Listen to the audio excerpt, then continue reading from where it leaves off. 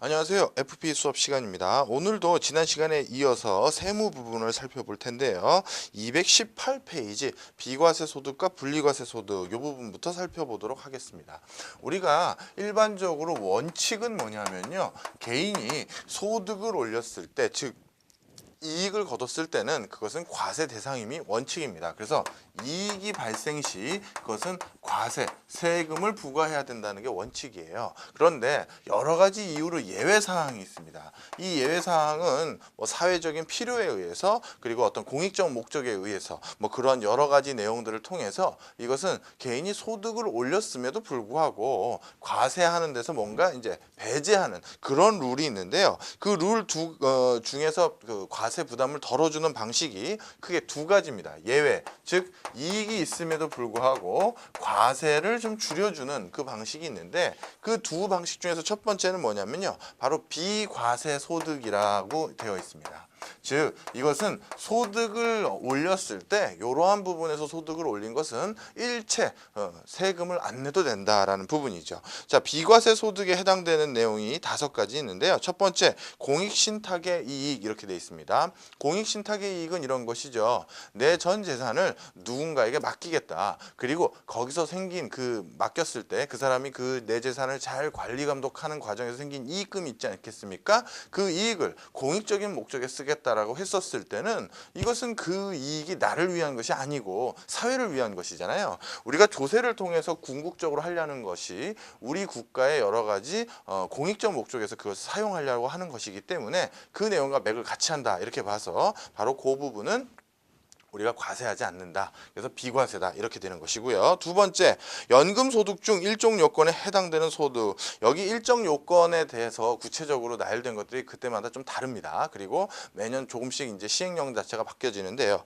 가장 큰 틀에서 연금소득 중 일정 부분 중에는 비과세가 되는 경우가 많다. 이렇게 보시면 됩니다. 이것은 역시 고령화라든가 이런 것들을 통해서 우리가 나이 드신 분들이 자신의 노후를 위해서 모은 돈에게 과세를 할 경우 그분들의 노후는 어떻게 되냐 뭐 이런 취지인 것이죠. 세 번째, 사업소득 중 일정 요건에 해당되는 소득 이렇게 돼 있죠.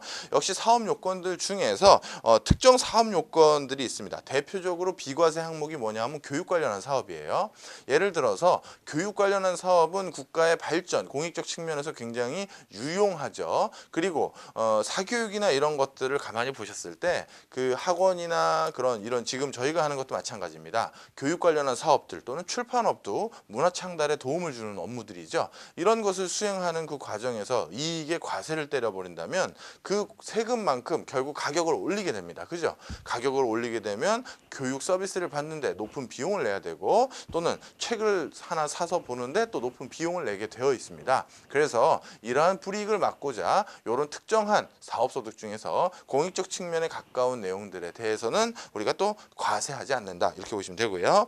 네 번째, 근로소득과 퇴직소득 중 일정 요건에 해당되는 소득. 역시 퇴직금도 앞에서 말씀드렸던 연금소득과 맥을 같이 하는 거죠. 그 다음 5번째, 기타소득 중 또 일정 요건에 해당되는 거. 이렇게 돼 있습니다. 자, 그래서 비과세는 아예 과세를 하지 않겠다라는 것인데요. 그 밑에 보시면 분리과세라고 돼 있습니다. 우리 분리과세 소득은 뭘 좀 같이 보시면 좀 좋으냐면요. 저희 페이지로 따졌을 때 어디냐 하면요.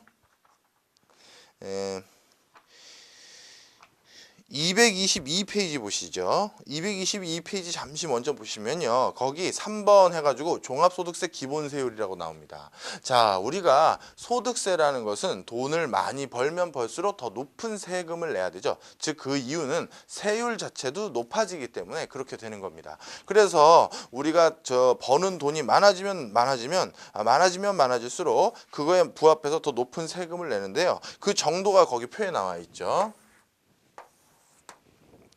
과세 표준 이렇게 되어 있습니다. 과세 표준이 첫 번째 줄 1,200만 원 이하. 이 1,200만 원 이하라고 되어 있을 때는 얼마를 내느냐? 6%만 내면 돼요. 세율을.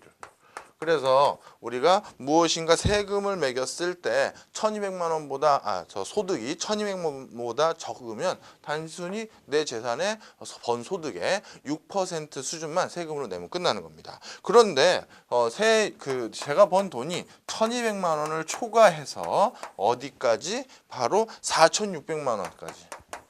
4,600만 원 사이가 돼버리면 내가 내야 될 세금이 달라지죠. 거기 옆에 뭐라고 써있냐 하면요. 72만 원, 그 다음에 이건 당연히 내고 더하기 어떻게 돼 있냐면 1200만 원을 초과한 금액에 대해서는 1200만 원 초과금은 15%를 낸다. 이렇게 돼 있죠. 자, 그러면 예를 하나 들어보겠습니다. 예를 들어서 제가 800만 원을 벌었다. 그러면 여기엔 6% 세금 매겨가지고요. 6, 8에 48. 그래서 48만 원에 해당되는 돈을 제가 세금을 내면 되는 거예요. 그런데 예를 들어서 제가 얼마라고 할까요? 2천만 원이라고 할까요? 2천만 원을 벌었다. 소득을. 그럼 어떻게 되느냐? 2천만 원 중에서 1200만 원까지는 원래 6%를 부과한다고 했었잖아요. 그럼 2천만 원 중에서 1200만 원에 대해서는 6% 세금을 부과하고 1200만 원을 넘어서는 금액 얼마입니까? 그럼 800만 원이 더 있네요. 800만 원에 대해서만 15%를 부과해라. 이렇게 된다는 겁니다. 자, 이거 계산하면 얼마가 나와요? 72만 원이 돼야죠. 그래서 72만 원 플러스 이렇게 된다는 얘기가 바로 그거는 얘기입니다. 자, 그러면 요런 3법이라는 건 이제 이해하셨을 거예요.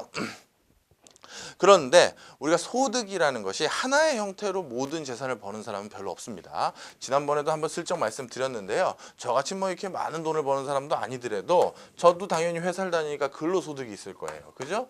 근로소득이 있을 거고요. 저도 당연히 제 본업 중에 하나가 이제 금융권이 있으니까 당연히 주식 투자나 이런 재테크 관련 하겠죠. 이자나 배당 소득이 생길 겁니다. 그죠?